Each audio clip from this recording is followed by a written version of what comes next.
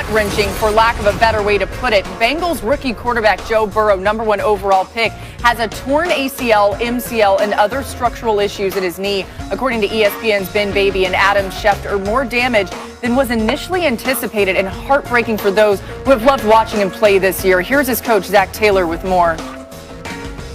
He's been in great spirits on the bus, on the plane, in the facility today.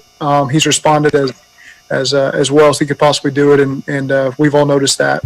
He was a tremendous leader for us, and he gave us a lot of energy, the way that he led the unit. And so, I can't be a robot coach and say that we're not going to be missing that, because we will. I'm expecting to make a full recovery and ready for the 2021 season. It's important to note that Taylor would not clarify whether he meant the start of the 2021 season or just at some point during the season. We bring in Adam Schefter now. What more do we know, Adam, about the injury at this point? Well, this was a worst-case scenario, Laura, for the Cincinnati Bengals, Joe Burrow, and the National Football League. Basically, he tore his ACL, he tore his MCL. He did suffer other damage to that knee that I do believe includes his PCL and the meniscus in his knee. He's going to undergo reconstructive knee surgery. And the general timeline for injuries of this sort are 9 to 12 months. So just do the math. Now, again, everybody's different. Everybody heals differently and recovers from surgery differently and rehabs differently. But a best case scenario for Joe Burrow, best case, would be 9 months. So do the math. More likely, it's going to be longer than that. And the Bengals are going to have to be very careful with Joe Burrow moving forward. At the very least, Joe Burrow's status for the 2021 season. The start of that season is absolutely in question, and we'll see when he can make it back during the season next year. But this was the worst case scenario for the Cincinnati Bengals. The MRI came back worse than what was anticipated. Just so tough to hear. More from Adam Schefter throughout this show. And we will have Stefania Bell joining us as well for more of a medical update on this. But Dan, you're cringing even as Schefty was delivering that news. What ran through your mind when you saw this? It's gut-wrenching. You feel terrible. It makes me feel the same way I felt when I saw Dak Prescott get hurt. Like, you're just at a loss for words, and your thoughts and prayers go out to him. But then you just hope that Joe Burrow can get back healthy, but my brain immediately goes to 2022. It doesn't go to 2021. Like, yes, technically, maybe he'll be able to come back and play next season. But what kind of shape is he going to be in, or how healthy is he going to play at that level, or be able to play at level? And then also, one of the things that makes Joe Burrow special is the instincts, is the reaction, is the athlete that he actually is, especially in that small space that he plays in. How is that going to impact that? Like, how is this injury going to impact his superpower, which is those instincts and reactions? And so it's awful. I feel terrible. Just hope and pray that he can come back to full strength. Covering him extensively in college and his journey even to become the starter at LSU, and of course in that remarkable season, one thing remained the same for Burrow throughout all of that, and it was the toughness, the grit, the desire to compete. That will be applied to his rehab. I think you could look at this as, obviously they got to make sure he's completely healthy, but the sooner probably more than the later for him coming back. He'll be so motivated to get back. All right, let's get back to Sunday Night Football, a showdown between the Raiders and Chiefs that came down to the wire. Dan Orlovsky, a rematch, of course, from Week 5, and the Raiders got the better of the Chiefs that time. But let's pick it up in the fourth. About 6 minutes left. First and goal there in Mahomes to Le'Veon Bell. Yeah, this is a great job by that offense, capturing the perimeter, getting out to Le'Veon Bell in space, and he finds the end zone touchdown, Chiefs. The Chiefs would regain the lead there later in the fourth. A little over 2 minutes left to play. First and goal. Jason Witten caused the false start penalty. Come on, Witt, you know better than that, but this is a great job of continuing to play for Derek Carr. Scramble. Witten goes to the back pylon. He sees it the same way as Carr and goes, you know what, I got to come back to the quarterback towards that front pylon. Touchdown, Raiders. He redeems himself. The Raiders with the lead. 1:43 to play. Chiefs down by 3 there. And Mahomes to Mecole Hardman, a gain of 16 yards. That's first down. Next play, Mahomes to Kelsey. That's a good job of seeing that safety hang high to his left and finding the soft spot to Kelsey in the middle of the field. Just 34 seconds left. What would happen here for Mahomes once again to Kelsey? We know what's going to happen. We know that Patrick Mahomes is going to find somebody weapon-wise on that offense to create that touchdown for the Chiefs. It's an awesome job of him moving, keeping his eyes downfield, and finding Kelsey in the middle of that end zone. What a final 2 minutes of that game. Chiefs go on to win it 35-31, and Patrick Mahomes was unbelievable. But how about what he's done in the fourth quarter and overtimes this season, completing over 70% of his passes for over 8 yards an attempt, 10 touchdowns, a QBR of 96.4. That's the second highest QBR through 10 games over the last 15 seasons, trailing only Tom Brady's mark in 2007, just ahead of Tim Tebow's legendary run in 2011. So, Dan, the thing is, the Raiders almost did enough to shut down Mahomes and beat the Chiefs for the second time. Why did they come up short? Where exactly did they fall short? Well, they've got the perfect formula, right? But like Brandy said, almost doesn't count. And it came down to a fourth down play and really that touchdown from Patrick Mahomes to Kelsey that wins the game for them. As well as the Raiders played, it wasn't good enough because they've got number 15, Patrick Mahomes, and Andy Reid dialing it up. And that's the difference between that football team and everybody else. No matter how good the Raiders can play and know how well they can operate their formula, it wasn't going to be enough. I'm just wondering, if anyone had placed a bet on the first person on NFL Live to quote Brandy, who would have picked Dan Orlovsky out of us? Look, I want to be clear about something. Patrick Mahomes, we shouldn't take him for granted. He's approaching that LeBron territory where we're so used to his excellence, we're kind of not impressed by it anymore, or we don't talk about it enough. Patrick Mahomes is incredible. The Chiefs won that game. But America knew that. I think what a lot of America didn't know is how well Derek Carr has been playing. He has been better this season than he was back in 2016 when he was being talked about as an MVP candidate before he got hurt. For a couple of reasons. One, he is airing the ball out. He is taking risks downfield, which is something that Raiders fans have been desperate for him to do. The other thing that jumps out to me, Ryan, is that he's been making plays out of structure. You saw that right here on the Witten touchdown. He was scrambling around back there, using his feet, keeping the play alive. This is a new Derek Carr, and it is why this Raiders offense is one of the scariest in the NFL. The defense isn't quite there, but the offense is good enough to make this a playoff contender. Yeah, Ryan, let's continue on that same trend there. Why have the Raiders given the Chiefs such a hard time now in their two matchups this year? Well, listen, when you face unique excellence, you try to figure out a way to beat it. And if you're in the AFC West, you understand that the Kansas City Chiefs come to town and that they are going to score points. So what do? You figure out ways to score points. But most teams are like, we're going to stop them. The Raiders say we can win a shootout. They won a shootout in Kansas City early on in the season. And you saw last night that the Kansas City Chiefs really couldn't stop the Las Vegas Raiders. The only mistake this offense made was scoring a little bit too early and giving Patrick Mahomes the football back. I said early on in the season, I like the Pittsburgh Steelers in a playoff game against the Kansas City Chiefs, not necessarily to beat them, but to compete because they would have a quarterback that wouldn't be scared to look across the field and see Patrick Mahomes. You know who else isn't scared? Derek Carr. When Derek Carr looks across that field and then he looks down his sideline, he says, I got the dudes on this side and I'm that dude too. And he went toe-to-toe with Patrick Mahomes 2 times this year and he's looked magnificent doing it. This team is built to win a shootout. Going to be fun to see what happens down the stretch. There's something, Dan, that you saw in the fourth quarter of this game that really stuck out to you. What was it? Well, go to the 4th and 2 play because it ends up being a huge play in this game, and they get into that bunch that the Raiders are going to all-out pressure them. They're going to take the inside receiver, Tyreek Hill, and clear out. Now you're playing in and out by those 2 secondary players. The outside guy has to take the inside breaking receiver. You get that inside safety to just take a couple steps wide. Mahomes drifts against that pressure. Huge first down. That's a huge conversion in the fourth quarter with 8:30 to go. And then go to the touchdown play.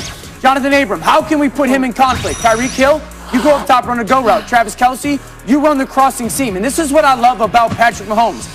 Leave the pocket because you want to, not because you have to. Stare to the right, knowing top of the screen, top left corner, Abrams got to follow. He can't help himself. And you take that safety from that zone, you open it up, and Kelce becomes the winning touchdown. Because Patrick Mahomes can do that stuff. He's the difference maker in that football game. Yeah, this game featured 4 lead changes in the fourth quarter alone, including 2 go-ahead touchdown passes in the final 2 minutes. It was wild. Yeah. Maybe we'll see more of that tonight on Monday Night Football. All right, breaking news right now on a couple of fronts. Adam Schefter, what else can you tell us? Oh, Laura, as is the case on Mondays, news flows in. Panthers running back Christian McCaffrey is considered unlikely to play on Sunday against the Minnesota Vikings, despite the fact that Panthers head coach Matt Rule considers Christian McCaffrey week to week with that shoulder injury. Moments ago, the Bears also placed their standout safety, Eddie Jackson, on the COVID-19 list. So obviously he's in danger of missing Sunday's game against the Green Bay Packers. And lastly, to bring it full circle, the Bengals officially placed rookie quarterback Joe Burrow on injured reserve. All the latest news right here on NFL Live, so keep it locked. And we are just getting started today. Taysom Hill over Jameis Winston proved to be the right call on Sunday, but did we see enough from Hill to believe he can hold it down until Breeze returns? Surprise some people here on that show. And plus, Aaron Donald has been causing opposing quarterbacks nightmares for forever, but can he slow down Tom Brady and the Bucs in primetime? Just about 4 hours away from kickoff of Monday Night Football. We're getting you ready for all of it. NFL Live is presented by T-Mobile. With America's largest 5G network, T-Mobile is your ticket to the game, coast to coast, and in part by NHTSA. There's no such thing as a good excuse for not buckling up. Click it or ticket. At the Domino's pregame headquarters where Lisa Salters is standing by. Lisa, Tom Brady coming off a 3-touchdown performance last Sunday against the Panthers, but he should have his hands full with Aaron Donald and the Rams. What should we be watching out for? Laura, the matchup to watch tonight, the number 2 ranked Rams defense trying to corral the GOAT, Tom Brady, who had 341 yards and 4 total touchdowns last week in the win over Carolina. That was Brady's 3rd 300-yard passing game this season, and he's the only quarterback at 43 years old or older to ever hit that 300-yard mark. And keep in mind, Brady has just played in 10 games with his new team and told us this weekend that he doesn't believe the offense is even operating at its highest level just yet. And Rams defensive tackle Aaron Donald and the rest of LA's defense is going to try to keep Tampa's offense from making any progress tonight. Brady and Donald have faced each other just twice in their careers, including Super Bowl 53. And though Donald has yet to sack the GOAT, Brady said about Donald this weekend, there's only one like him, as dominant as anyone who has ever played the position. Laura?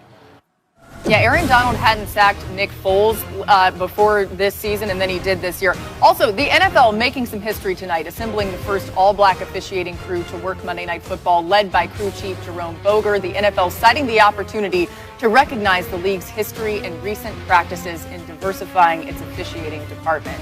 Let's bring Adam Schefter back in for some quarterback news around the league, beginning with the Tua Tagovailoa situation in Miami. What more can you tell us, Adam? Laura, after the game yesterday, Dolphins head coach Brian Flores said he's going to stick with Tua this week against the New York Jets. He went to Ryan Fitzpatrick to try to give the team a spark in the fourth quarter of yesterday's game to see if the Dolphins could rally. It didn't happen, but Tua, according to Flores, will go back to the starting lineup, and Fitzpatrick will return to the bench for the time being. Doug Peterson, Eagles head coach, similar message on Carson Wentz.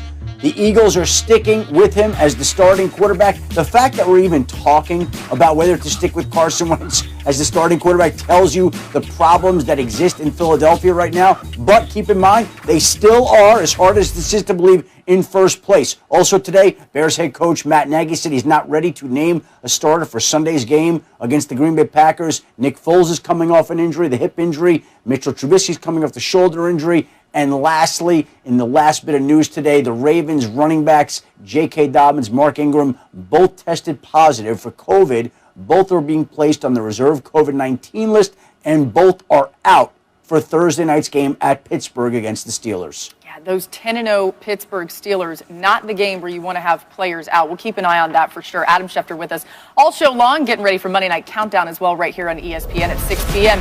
The Colts showed their fighting spirit with their comeback win against the Packers yesterday. Mina, what stood out to you?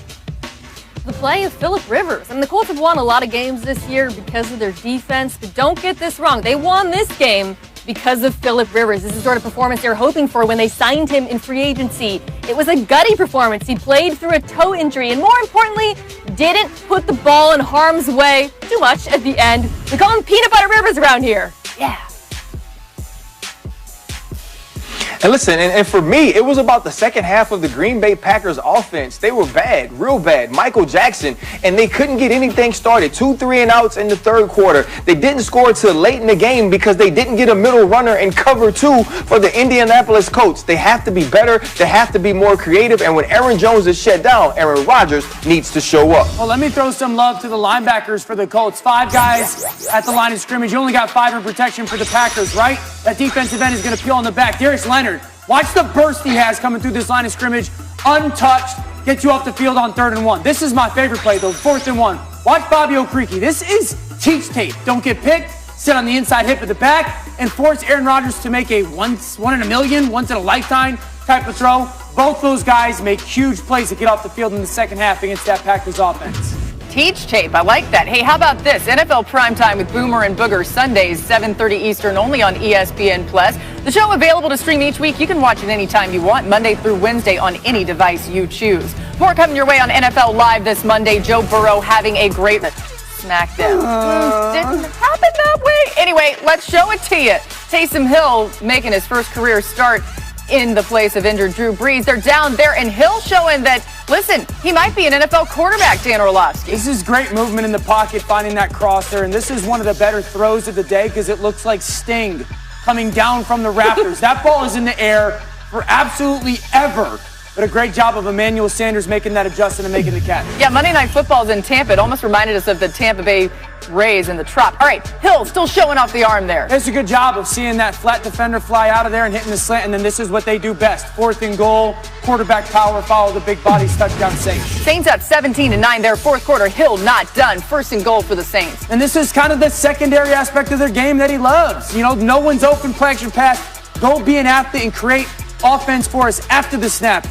Yeah, the Saints win 24-9. Hill finished 18 of 23, 233 pass yards, had 10 carries. You expected that. But, Dan, were you surprised by the scheme they put in place for Hill? Yeah, I was surprised at, how much the offense looked like we believe that you can play a traditional quarterback style of offense. And the great thing was Sean Payton has been saying this about Taysom Hill, and Taysom Hill just obliged. A lot of play-action pass, fake toss. This is a great throw, throwing to space for Michael Thomas, crossing the field. I love that they put him under center as much as they did, allowed some hard ball play-action passing. You see him climb the pocket, find Michael Thomas. Again, these are pass concepts that we've asked, how are they going to create chunk passes in their offense? Who's going to be the person to do it?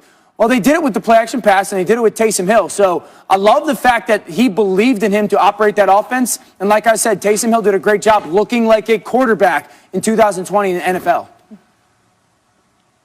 See, Dan came on here and he gave you all of these technical reasons and showed you scheme and put video up, and you're going to say, oh, that's why Taysom Hill was able to do that. No, we got catfished, y'all. It wasn't Sean Payton. Sean Payton ain't smart. We were catfished. Taysom Hill showed us he was this big brute, this physical kick returner, punt returner, running down on kick team as the R5, a guy that could block, catch passes, run the football. And then he comes out and he could actually play the quarterback position. He looked quite quarterbacky the whole day. He went through his progressions. He made the right reads. He stepped up in the pocket when he needed to. And he didn't just take off running to run. If you're the Atlanta Falcons, there's no way you expected this. Maybe some Lamar stuff, maybe some Colin Kaepernick stuff. But baby Drew Brees, this was new. Taysom Hill was great. He made the throws he needed to make. And when you got a defense playing like that, this is more than enough. Yeah, if you had told us this was going to happen on Friday, we would all have been like, wait, what? What are you talking about? And Mina, the question is it just a flash in the pan, or is it sustainable for the Saints if Brees is to miss significant time? Well, I think it depends on your timetable. Is it a long-term solution? We don't know. But is it sustainable in the short term this season? Absolutely. In part because we saw what Dan and Ryan described, which is Hill can execute an NFL offense. A lot of play action, but he was making NFL caliber throws at the intermediate level. But more importantly than that, he has the backing of an elite defense. Wow. All season long. You guys heard me at the beginning of the season touting this Saints defense, and they let me down, and I look stupid. But over the last month, they've made me look smart. In fact, they've been the second best defense in the NFL in terms of yards per play, the best run defense, and man, did they look dominant against Atlanta. I mean, poor Matty Ice felt it He was sacked 8 times, and it wasn't just pressure. He was holding on to the football. Several of those sacks, he was holding on to it, staying in the field, looking for guys to get open. That Saints secondary was incredible. They were glued onto the Falcons receivers. And regardless of what we get from Hill, this is a Super Bowl caliber defense. First off, Mina, you never look stupid. It just took you a little while to be right. Because now that this team is playing the way that they are on the back end and in the front, they're going to be difficult to beat. And I think the Quan Alexander ad was a huge deal for the New Orleans Saints. They have playmakers on all 3 levels, and you saw it against the Atlanta Falcons that aren't a bad football team offensively. And so if they continue to play like this gives Drew Brees some time to heal. Taysom Hill fills in admirably, and this team's going to be tough to beat in the playoffs. Yeah, you mentioned it there, Ryan. You just wonder if it gives Drew Brees time to be really fresh by the time they'd really want him back in action. All right, let's bring in Adam Schefter in here. Adam, what way did yesterday's performance shape how the Saints will move forward with their quarterbacks? Well, Laura, I think that they were always open-minded to the idea that Taysom Hill could be the successor to Drew Brees, and there continues to be a widespread expectation that Drew Brees is in his last season in the NFL. He'll make that decision at the end of the year. They wanted to see Taysom Hill now and for the future as well, because this was a chance to help them win this year and to know what they have for next year. Right now, they don't know that, but they're beginning to know that with Taysom Hill. Also want to add one other note, Laura, that just came in. The Vikings have placed wide receiver Adam Thielen on the reserve COVID-19 list. He becomes the latest player to join that list. All right, yeah, thanks for the updates there. And let's get to some more breaking news today. Adam Schefter and Ben Baby telling us that Joe Burrow, the #1 overall pick, suffered a torn ACL, MCL, and then further structural damage to his knee and an injury yesterday. Of course, he's out for the season. We'll see exactly how long that timetable looks. We're going to bring in Stefania Bell, medical analyst here for ESPN, for a little more here. And we've heard all of these ways to describe this injury. It sounds real significant, Stefania. So what more can you tell us about exactly what happened to Joe Burrow here? Laura, it was devastating to see how he took that hit to his knee. Part of the reason there was so much damage is his foot was planted. As he gets hit from the outside at the knee, he's also getting hit on the top of his body, kind of forcing him into a hyperextension, and then you see his knee fold inwards. It's a multi-ligament knee injury, and by definition, these are more complicated. We've heard ACL, MCL, and as you heard Adam Schefter earlier say, potentially PCL and meniscus. When the force goes through the middle and the back of the knee, those are the structures you expect to be injured. But until they get in there and can surgically examine the knee, when they can open it up, that's when the surgeons can fully appreciate the extent of the tissue damage, because there could still be other things that are involved. Yeah, I realize that each case is so individual to the player, but are there any recent comps, maybe another quarterback who's dealt with something similar? You're right. They're all individual, and they heal at different rates, and it depends on what they do with the surgery, etc. But we always want to look to guys who have come back from complicated injuries that are fairly similar. So you can look at Carson Wentz. Now, his was an ACL, LCL, meaning the outer ligament of the knee, but he was able to come back, and obviously he's still performing in the National Football League. And to take it even a step further, think about Teddy Bridgewater, who dislocated his knee, meaning there was significant damage to a number of structures in his knee. And look at him, starting quarterback for the Carolina Panthers. So, there are success stories. There are a couple of keys here. Number one is you really want a surgeon who's got expertise in multi-ligament knee injuries.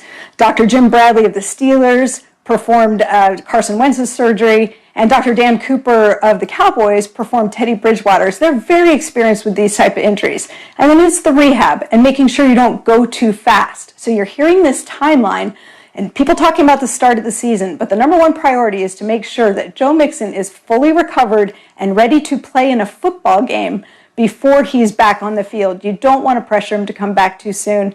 And you got to think that based on what we've seen so far in terms of other guys coming back, there's positive there for him. Yeah, Joe Burrow is a guy that, maybe the patience might be the hardest part for him in trying to keep himself on that schedule that you mentioned. Thanks, Stefania, for that. Another guy that's come back from a complicated injury, Tua Tagovailoa. He struggled against the Denver defense. T-Mobile. Y'all know what time it is. It's big man balling. Get off your feet, bro. Dump him on his head, big fella. No, sir, you cannot pass go. Big man touchdown. We got hands too. He's an aminal. Shout out to the XXL, triple XL fellas. I remember when I used to do that. You made big man ballin', big dog. We ballin'. To my crew, what up? Y'all know what time it is. It's big man ballin'. Y'all thought because I wasn't gonna be there live today on the show that this segment was not gonna make it to TV? Let's get this thing poppin'. First, Carlos Dunlap with the rip underneath and the sack for Finito. Finished the game, in the game for the Seattle Seahawks over Kyler Murray. Get him on the ground. The trade paid off. Carlos Dunlap, big man ballin'. Oh yeah, to the next one, my man Fletcher Cox with the bull and sack fumble on Baker Mayfield. That's how you do it, big man ballin', Fletch. I want to shout you out, man. My bad for not getting you on here earlier, big dog. You've been ballin' all season long, but I finally wanted to get you one in the rain where it get grimy, where it get dirty. That's what I'm talking about, Fletcher Cox. Just bull your man back into the quarterback, sack fumble, recover the ball. Let's go. And last but not least, I don't know what y'all want me to say. The Saints had 8 sacks. Yeah, I said 8. Not 1, 2, 3, 4, 5, 6, 7, but 8 sacks. My man Cam Jordan, my man Trey Hendrickson.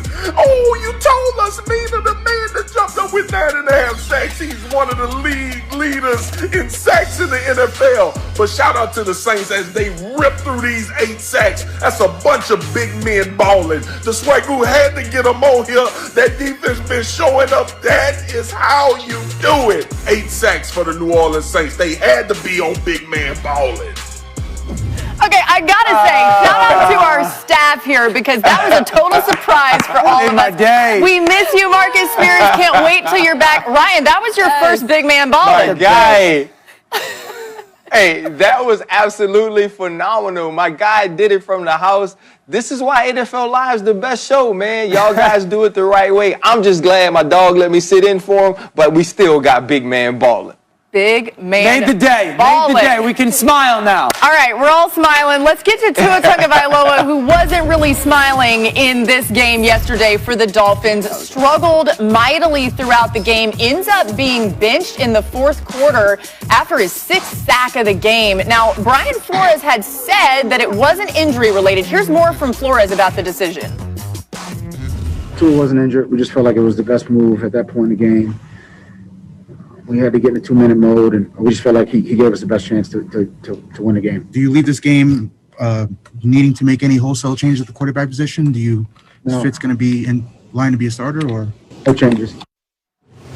Okay, so no changes, according to Brian Flores. Mina, Tua Tagovailoa, the starter moving forward. What did you make of this decision by Brian Flores, though? I was confused. I continue to be confused because of what he said afterwards, that he was benched for performance. When it happened, Laura, I thought, okay, maybe he's hurt or they're afraid of him getting hurt because of how many times he had been sacked. But to say he was benched for performance implies that there's some doubt in Miami about which quarterback can win you football games. I want you to imagine that Ryan Fitzpatrick went out instead of getting picked at the end. Imagine he won that game. What would the conversation be like in Miami and beyond right now? Yeah. The quarterback that you benched, that you brought in your rookie for to replace him, outplayed him and won that game. You would be planting the seeds of doubt about your youngster. Now, I love Brian Flores. I think he's a phenomenal coach. We praise him to no end. He is so good. What he has done with that franchise is remarkable. But to me, this was a misstep because I think he has created confusion inside the building. Man, you gotta lie. I'm just going to be straight up. I wish he'd lied to me. I'm not one of those people that's like, hey, man, always tell the truth. Nah, you ain't got to tell the truth. You a head coach. Y'all lie all the time. Lie to the media. Say, you know what? I thought he might have been a little banged up. I was going to protect him. And that's what you say the rest of the week. And you say, hey, Tua, you was banged up, bro. You were hurt. Because what message are you sending? Are you sending a message that if you do get in tough times, if you do need to run the 2 minute and you leave Tua Tagovailoa in, you aren't trying to win the game? Is that what that means now? Because when you're in this situation, Fitzmagic gives you the best chance to win. And dog, he almost did it. Imagine if Justice Simmons doesn't make that play. Yes. Now, Mina and Dan, now we're asking Dan right now, Dan, I want you to draw up why Tua should start, and then I want you to draw up why Ryan should start. If you make the decision to go to Tua, whether it's long-term or short-term, you have to make every decision that follows in that same way. And Brian Flores has seemed to do that up until this point. I don't agree with this decision. I believe it's the wrong decision. And as Mina says, it sends the wrong message. He's actually just lucky that they lost, because had they won, it would be a different conversation. Yeah, I mean, the unknown is a worse feeling than failure. Like, there's now the reality of, like, what could have happened. Yeah. Because, listen, like, I rewatched the game. It wasn't that bad. Like, it was the offensive line getting beat up, but Tua wasn't playing poorly. And now you're sitting there going, maybe he just needed one play. Like, maybe one big throw changes the outcome of that game. And Tua goes on this fourth quarter run, because now there's the reality of Tua in that offense and organization not knowing how Tua's going to respond in the fourth quarter, backs up against the wall, and he needs to go make that throw because it's coming again. This situation is now going to present itself again, right? Yeah.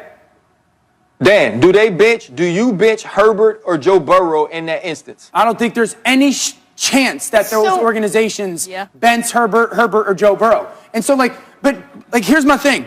What happens the next time this situation presents itself? Like, what happens in 2 or 3 weeks? You're in the fourth quarter, Tua's playing okay, your team's getting beat up, and they're down 10. Does Tua have to sit there on 3rd and 6 and go, uh-oh, I can't be aggressive with the football? You know, like, I don't want to get benched, so I hated it. Brian Flores, you've pressed a lot of the right buttons. After rewatching the tape, I can't agree with this. Mina, one thing that I thought about, and this may be asking you to read minds, which I'm not trying to ask you to do, even though you probably could. Is there any way that Flores felt like he owed something to Fitzpatrick? Remember when the benching happened to Fitzpatrick, he was upset about it, he was pretty public about that. Is that part of this at all? I think what's going on here, and this is not me reading minds, it's just me reading the situation, is you've got a team that is ahead of schedule, right? Like, they've drafted a rookie quarterback, they completed the tank, they're playing for the long term, but all of a sudden, they're in playoff contention. All of a sudden, we're talking about them on NFL Live, going to Buffalo and winning the division, and all of a sudden, your timelines get mixed up. You know what I'm saying? So Flores, all of a sudden, he's thinking, how do I win this